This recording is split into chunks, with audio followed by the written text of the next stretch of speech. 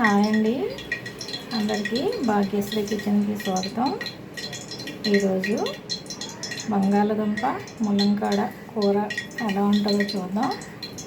Cut చేసి పెట్టుకున్న 2 ములంకాడలు అండి, అలాగే 2 బంగాళదుంపలు, వేసి పెట్టుకున్న ఆనియన్ పచ్చిమిర్చి అండి, అలాగే 2 పెద్ద సైజు టమాటీలు అండి. కళాయి పెట్టుకొని దాంట్లో నూనె వేసుకున్నాం. ఇప్పుడు ఆనియన్స్ వేద్దామండి. ఆనియన్స్ బాగా వేసుకోవాలి. ఆనియన్స్ బాగా వేగాయి కదా, ఇప్పుడు ఇందులో టమాటా వేసుకున్నాం.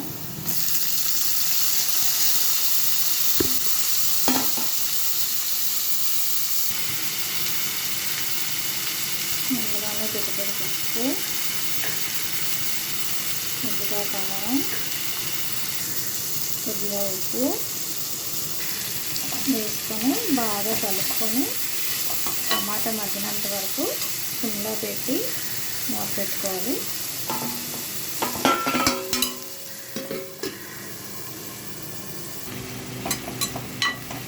రండి, టమాటా బాగా మగ్గిపోయింది కదా,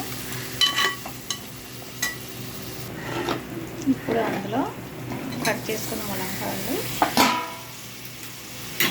కట్ చేసి పెట్టుకున్న బంగాళదుంపలు వేసుకొని బాగా కలుపుకోవాలి.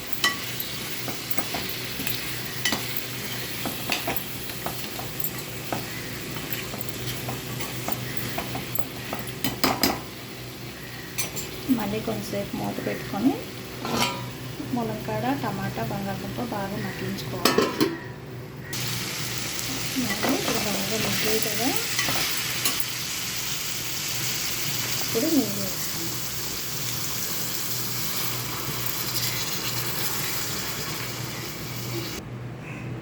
ఇప్పుడు కుక్కర్ మూత పెట్టుకోవాలి.